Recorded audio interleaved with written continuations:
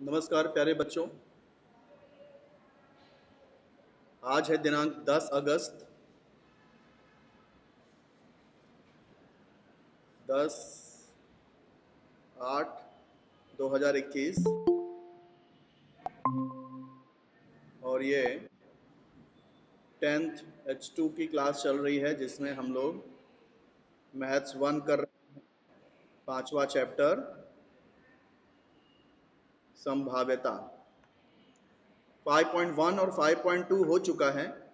इस बार हम लोग प्रश्न संग्रह 5.3 करेंगे। प्रश्न संग्रह 5.3। तो 5 समझने के पहले और थोड़ा सा उदाहरण समझ लेते हैं। मेरी आवाज क्लियर आ रही है बेटा आपके पास? ओके, तो चलो हम लोग थोड़ा सा 5.3 के बारे में थोड़ा सा एक्स्ट्रा जानकारी आपको लगेगी। अभी तक आपने जो भी सीखा है उससे थोड़ा सा एक्स्ट्रा आपको एक चीज और सीखना है 5.3 के लिए।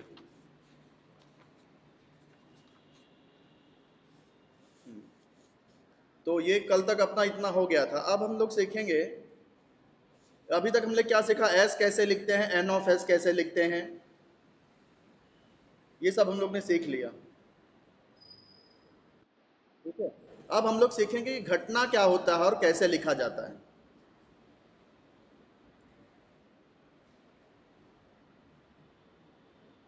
देखो, नमूना अवकाश तो आपने देखा, सैंपल स्पेस एस।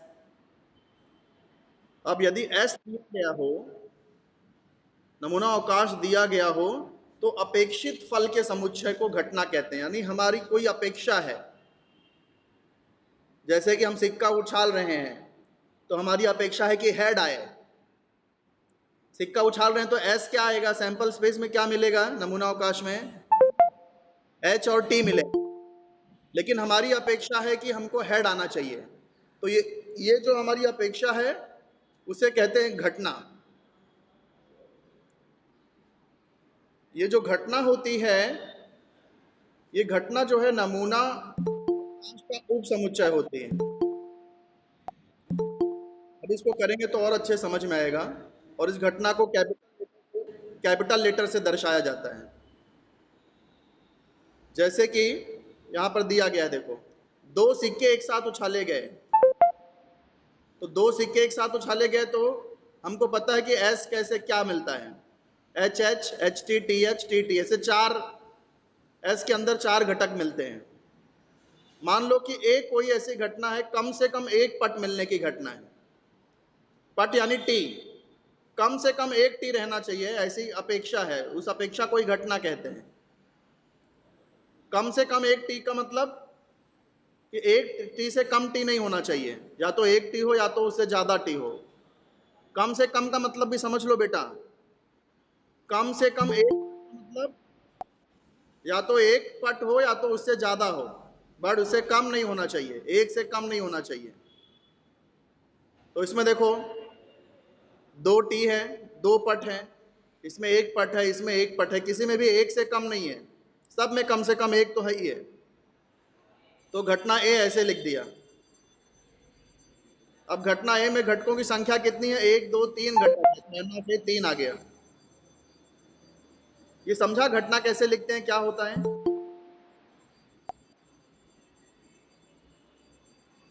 घटना समझ में आया कि नहीं बेटा आपको? अभी देखो, इसको और डिटेल में थोड़ा एग्जांपल देखेंगे तो और अच्छे से समझेगा आपको। दो सिक्के एक साथ उछाले गए, तो नमूना अवकाश एस लिखो, फिर नमूना घटकों की संख्या यानी एन ऑफ एस लिखना है, और इस प्रयोग से संबंधित घटनाओं को समुच्चय के रूप में लिखकर नमूना घटकों की संख्या लिखना है। तो देखो यहां घटना क्या क्या दी है, यादृच्छिक प्रयोग है, दो सिक्के एक साथ उछाले गए। अब घटना क्या है, घटना ए है कि कम से कम एक चित्त मिलने की घटना है। तो कम से कम एक चित्त, चित्त को हम लोग कैसे लिखते हैं, कैपिटल एच या कैपिटल टी? Capital H. तो कम से कम एक चित्त का मतलब या तो एक चित्त हो या तो उससे ज्यादा हो। तो एक की शर्त क्या है, कम से कम एक चित्त यानी कम से कम एक एच मिलना चाहिए। बी की घटना, हाँ घटना बी क्या है, एक ही चित्त मिलना चाहिए। घटना सी क्या है, अधिक से अधिक एक टी, पट यानी टी, अधिक से अधिक एक टी होना चाहिए। अधिक से अधिक एक टी का मतलब या तो एक टी हो या तो उससे कम हो, उल्टा हो जाता है। अधिक से अधिक एक मतलब एक से अधिक नहीं होना चाहिए, एक से कम चलेगा, एक भी चलेगा, एक से कम भी चलेगा, लेकिन एक से अधिक नहीं चलेगा। अधिक से अधिक एक का मतलब ये हुआ, समझे। डी का क्या मतलब है, घटना डी यानी चित्त ना मिलने की, चित्त होना ही नहीं चाहिए यानी एच नहीं होना चाहिए।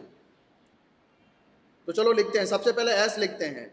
एस में क्या दिया था, दो सिक्के उछाले गए, तो एस हम लोग ऐसे लिखते हैं, H H H T T H T T.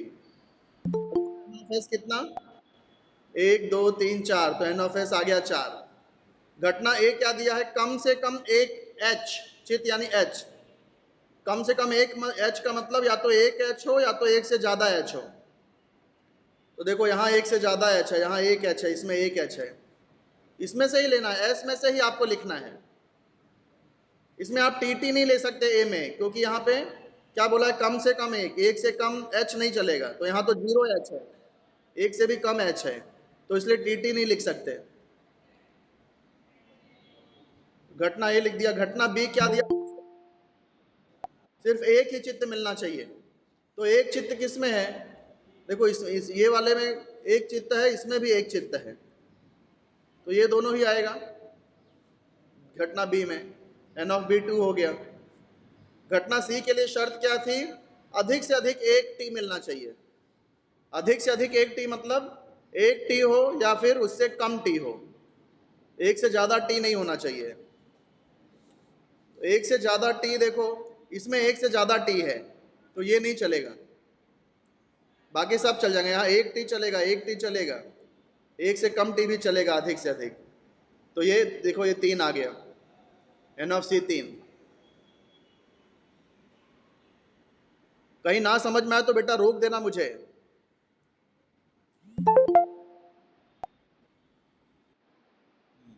घटना डी की शर्त क्या थी, चित्त ना मिलना, एच नहीं मिलना चाहिए। तो देखो सिर्फ यही एक है जिसमें एच नहीं है, बाकी सब में एच है, तो इसलिए लिखेंगे टी टी लिखेंगे, तो एन ऑफ डी वन हो गया। बात समझ में आई बेटा। अब देखो एक थैली है, उसमें 1 से 50 अंक लिखे हुए 50 कार्ड हैं। अब इसमें से यादृच्छिक पद्धति से कोई भी एक कार्ड निकाला गया तो नमूना अवकाश एस लिखना है, फिर घटना ए और बी लिखना है और नमूना घटकों की संख्या लिखनी है। तो देखो घटना एक की शर्त क्या है कि कार्ड पर होने वाली संख्या 6 से विभाज्य होनी चाहिए, 6 से कटनी चाहिए, तो 6 का पहाड़ा लिखेंगे। तो घटना बी की शर्त क्या है, कार्ड पर होने वाली संख्या पूर्ण वर्ग होना चाहिए। पूर्ण वर्ग मतलब किसी ना किसी का वर्ग हो, वर्ग होना चाहिए। तो देख लेते, चलो पहले एस लिखते हैं। एस क्या था, 1 से 50 अंक तक लिखे गए कार्ड में से एक कार्ड निकाला गया, तो एस क्या आएगा, हो सकता है 1 नंबर वाला कार्ड, 2 नंबर वाला कार्ड, ऐसे 50, 1 से 50 वाला कोई भी कार्ड बाहर आ सकता है, तो एन ऑफ एस 50 हो गया। घटना ए क्या दिया है कि कार्ड पर होने वाली संख्या 6 से विभाज्य हो, तो 6 का पहाड़ा ही लिखना है आपको, 6 का 6, लेकिन क्या है 50, यहाँ संख्या 50 तक ही है, इसलिए 50 से ज़्यादा नहीं आना चाहिए। 6 8 48 तक ही आएगा, 6 9 54 नहीं लिख सकते क्योंकि 54 नंबर का कोई कार्ड ही नहीं है, तो एन ऑफ ए 8 आ गया। फिर घटना बी की शर्त क्या है कि पूर्ण वर्ग होना चाहिए। तो करना क्या है, पूर्ण वर्ग कैसे करते हैं, यहाँ जो जो है सबका वर्ग लिखते जाओ, जैसे 1 का वर्ग 1, 2 का वर्ग 4, 3 का वर्ग 3 त्रिक का 9, 4 का वर्ग 4 चौक 16, 5 का वर्ग 5 पचे 25, 6 का वर्ग 6 छंग 36। तो इस तरह जो आप वर्ग करते जाओगे तो ये पूर्ण वर्ग संख्या मिलती जाएगी। 7 सते 49। अब देखो 50 के आगे हम लोग नहीं जा सकते, तो इसलिए 49 तक ही छोड़ना पड़ा। 8 अठाई 8 का वर्ग करोगे 64 हो जाएगा, पर 64 का नंबर वाला कार्ड है ही नहीं, तो इसलिए नहीं लिख सकते। तो एन ऑफ बी कितना आ गया, 7 आ गया। समझ रहे हो घटना क्या होती है, कैसे लिखी जाती है। फिर देखो, 3 लड़के और 2 लड़कियों में से 2 विद्यार्थियों की समिति निम्न शर्त पर बनानी है।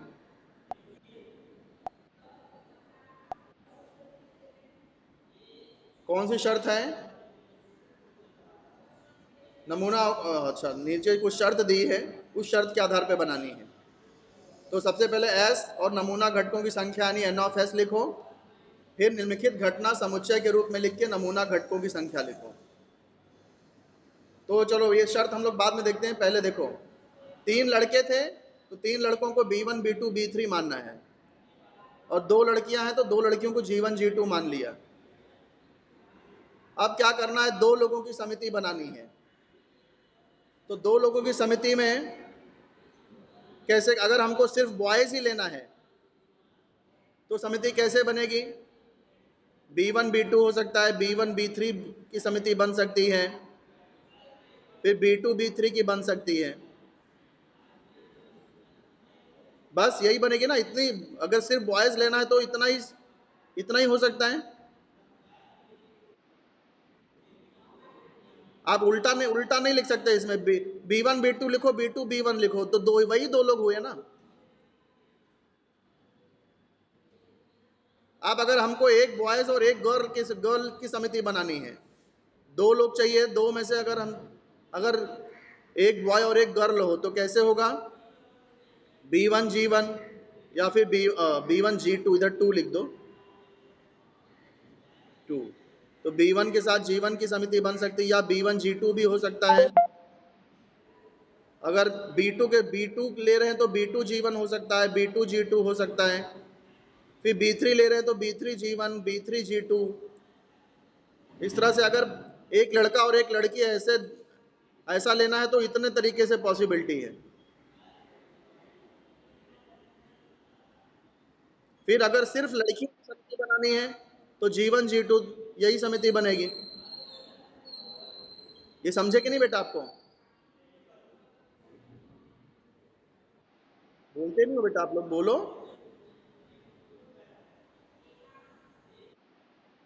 जाना, जब भी ऐसे लड़के लड़की का सवाल आएगा तो ऐसे B1 B2 B3 G1 G2 मान लेना। अब यहाँ कितना घटक है? ये 1 2 3 4 5 6 7 8 9 10 है, तो एन ऑफ एस 10 आ गया। घटना क्या क्या दिया देख लेते हैं। घटना ए के लिए शर्त है कि समिति में कम से कम एक लड़की हो। कम से कम एक लड़की मतलब या तो एक लड़की हो या उससे ज्यादा हो। कम से कम एक लड़की का मतलब या तो एक लड़की हो या एक लड़की से ज्यादा हो। तो पहले जहां जहां एक लड़की है वो ले लो। ये सब में देखो, ये सब में एक लड़की है, इसमें एक से ज्यादा लड़कियां हैं, तो ये सब आ जाएगा। ये सब आ गया, तो एन ऑफ ए कितना आ गया? 7। इसको काउंट करोगे 7 आ गया। घटना बी के लिए शर्त क्या है कि एक लड़का होना चाहिए, एक लड़की होनी चाहिए। तो एक लड़का होना चाहिए, एक लड़की, तो ये जितना बी और जी वाला है ना, ये सब आ जाएगा, बी और जी वाला, बॉयज और गर्ल। तो देखो घटना बी में सब बी और जी वाला लिख दिया है। तो एन ऑफ बी 6 आ गया, 1 2 3 4 5 6। सी के लिए क्या शर्त है? सिर्फ लड़के ही होने चाहिए। तो सिर्फ लड़के देखो, ये खाली 1 2 3, ये 3 घटक ही ऐसे हैं जिसमें सिर्फ लड़के हैं, बॉयज, और बाकी में लड़के लड़कियां मिक्स हैं या फिर खाली लड़कियां हैं। सिर्फ लड़के में सिर्फ ये 3 ही है, तो ये 3 ही आएगा। सी के शर्त के अनुसार सी के अंदर ये 3 ही घटक आएंगे, तो एन ऑफ सी 3। घटना डी की शर्त क्या? अधिक से अधिक एक लड़की होनी चाहिए। अधिक से अधिक एक लड़की मतलब या तो एक लड़की हो या तो एक से कम। एक से कम मतलब लड़की हो ही नहीं।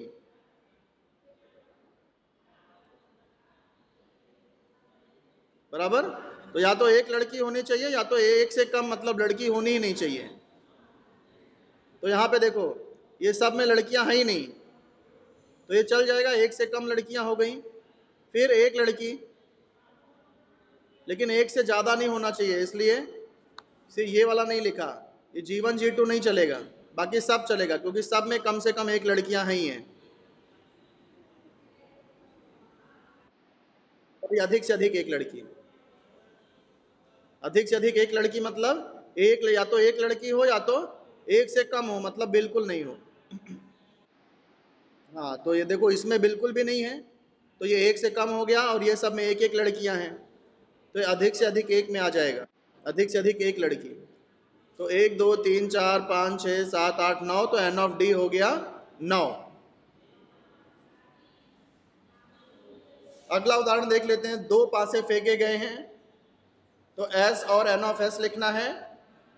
उसके बाद में जो नीचे जो घटना दी हैं, 4 तरह की घटना है, उसके अनुसार घटना लिखना है, और नमूना घटकों की संख्या लिखनी है। तो पहले तो एस और एन ऑफ एस लिख लेते हैं। दो पासे फेंके गए हैं, तो पिछले वीडियो में समझाया था मैंने आपको, दो पासे फेंके गए हैं तो एस कैसे लिखना है।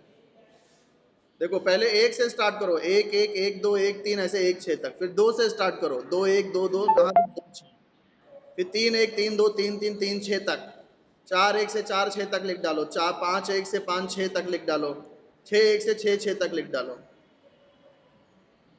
तो दो पासे फेंके तो यही एस नमूना अवकाश ऐसे मिलेगा, एन ऑफ एस 36 आ जाएगा।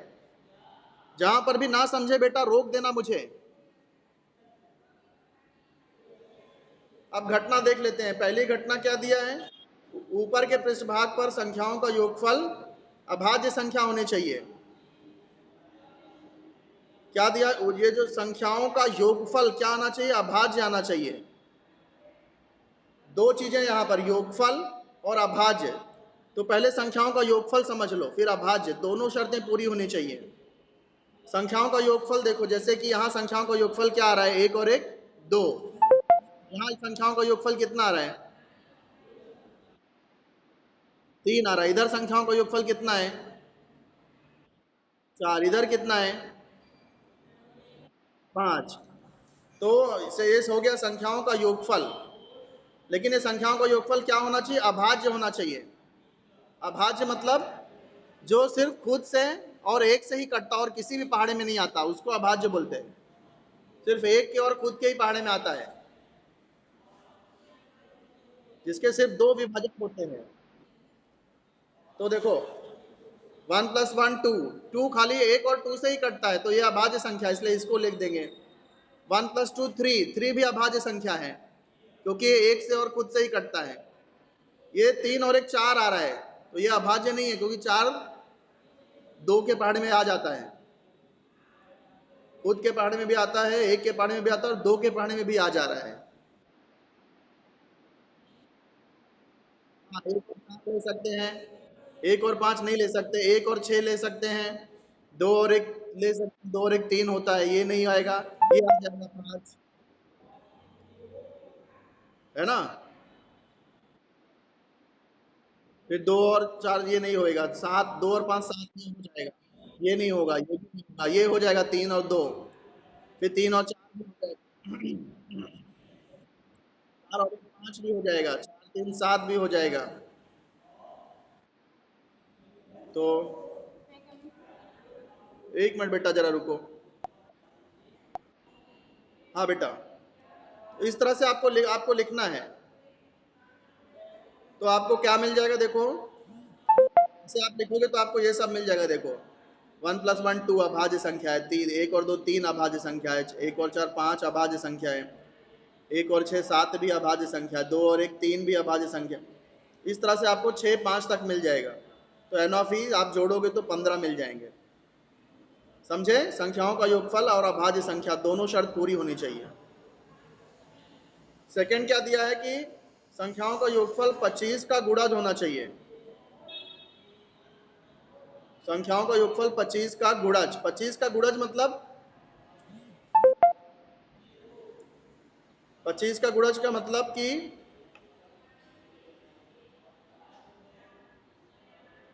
एक्चुअली यहाँ 5 लिखना चाहिए, 5 का गुणज लिखना चाहिए। 5 का गुणज यानी 5 के पहाड़े में आना चाहिए। जैसे 5 का 5, 5 दूनी 10, 5 तिहाई 15, तो ये सारी संख्याएं उसमें होनी चाहिए। समझ रहे हो ना बेटा मैं क्या बोल रहा हूँ?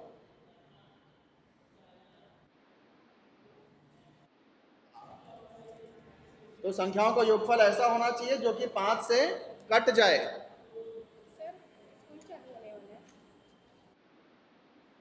नहीं अभी एक मिनट बेटा पढ़ा रहा हूँ मैं, बाद में फोन पे बात करो। हाँ एक सेकेंड बेटा थोड़ा रुक जाओ। हाँ तो चलो शुरू करते हैं। तो क्या दिया देखो, जो संख्याओं का योगफल है वो 5 के का गुणज होना चाहिए, 5 से कटनी चाहिए। देखो यहाँ पे एक और एक दो, दो 5 से नहीं कटता है। यहाँ पे टोटल 3 आ रहा है, ये भी 5 से नहीं कटता है। इसमें कौन सा नंबर लेंगे जो 5 के पहाड़े में आता है? देखो 1 और 4 5, तो 5 5 के पहाड़े में आता है ना, 5 एकम 5। यहाँ संख्याओं का योगफल 5 का गुणज आ रहा है। फिर यहाँ पर देखो 2 और 3 5, और कोई भी योगफल 5 का गुणज नहीं होगा, सिर्फ 2 और 3 5। फिर यहाँ पे देखो 3 और 2 5, यहाँ पर 4 और 1 5, और ये 4 और 6 10 होता है, ये भी 5 का गुणज है, 5 दूनी 10 होता है ना। उसके बाद में फिर 5 और 5 10, 5 5 10, 5 का गुणज है। फिर 6 4 10, ये भी देखो 5 का गुणज है। तो ये सारे योगफल 5 के गुणज हैं, तो ये देखो इसमें आ गए।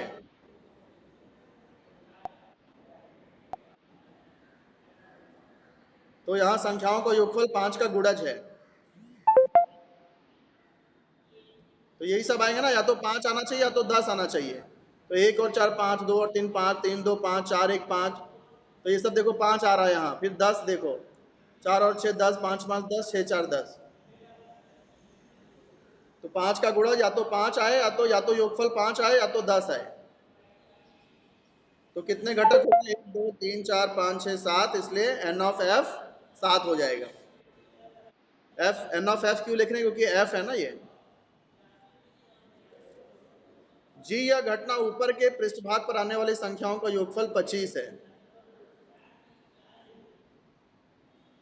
तो 25 आएगा क्या योगफल? देखो सब ज्यादा से ज्यादा सबसे बड़ी संख्याओं का भी योगफल करे तो कितना आ रहा है? कितना है योगफल यहाँ? 12 आ रहा है। तो ज्यादा से ज्यादा योगफल 12 आ सकता है, कम से कम योगफल कितना आएगा? 2 आएगा। तो संख्याओं का योगफल या तो 2 से 12 के बीच में ही हो सकता है। कभी संख्याओं का योगफल 25 नहीं आ सकता है। इसलिए यहाँ जी के अंदर कोई भी घटक नहीं है, और वो रिक्त समुच्चय है, कोई भी घटक नहीं है। तो देखो ये संकेत है, जीरो को भी काट दिया, मतलब जीरो भी नहीं है, यानी एन ऑफ जी, यहाँ कोई भी घटक नहीं है, तो इसके अंदर कोई घटक नहीं, तो जीरो आ गया एन ऑफ जी। एच घटना क्या दी थी कि पहले पासे के पृष्ठभाग पर स्थित संख्या दूसरे पासे के पृष्ठभाग पर होने वाली संख्या से कम होनी चाहिए। ये शर्त है कि पहले पासे की संख्या दूसरे संख्या से कम हो, पहली संख्या दूसरे से कम होनी चाहिए। तो पहली लाइन में देख लो, यहाँ तो पहली संख्या बराबर है, यहाँ इसके आगे सब जो है पहली संख्या दूसरे से कम है। इसके बाद में यहाँ पहली संख्या ज़्यादा हो गई, यहाँ बराबर हो गई, फिर पहली संख्या कम है, देखो तो ये आ गया, ये सब आ जाएगा ना। पहली संख्या दूसरे से कम होनी चाहिए। तीसरे लाइन में देखो, यहाँ पर पहली संख्या ज़्यादा है, यहाँ पर भी ज़्यादा है, यहाँ पे बराबर है, यहाँ पे पहली संख्या दूसरे से कम है, बाकी सब में पहली संख्या दूसरे से कम है। यहाँ पर इन दोनों में देखो पहली संख्या दूसरे से कम है, यहाँ पर सिर्फ इसमें देखो पहली संख्या दूसरे से कम है। तो इसमें कहीं पर भी पहली संख्या दूसरे से कम नहीं है। तो ये सारे घटक देखो इसमें आ जाएंगे, पहली संख्या दूसरे से कम होनी चाहिए, तो ये सारे घटक मिल जाएंगे। पहली संख्या दूसरे से कम। तो इस तरह n ऑफ h यानी h के अंदर घटकों की संख्या कितनी हो गई? 15 हो गई। तो ये बात समझ में आई बेटा? 5.3 में आपको यही करना है पूरा। ये खुद से करोगे आप लोग?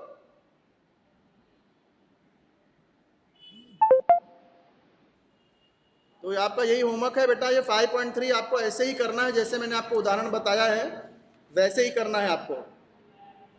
कल 5.4 चालू करते हैं। आप लोग बोलो बेटा, कुछ बोल नहीं रहे हो, कर लोगे ना? ठीक है बेटा, चलो। तो कितने लोग आए थे इस लेक्चर में? 2, 2, 4, 2, 6, 2, 8, 2, 10, 11 लोग ही आए बस। ओके, ठीक है बेटा। बाय बेटा, एक एक करके लेफ्ट हो जाइए आप लोग।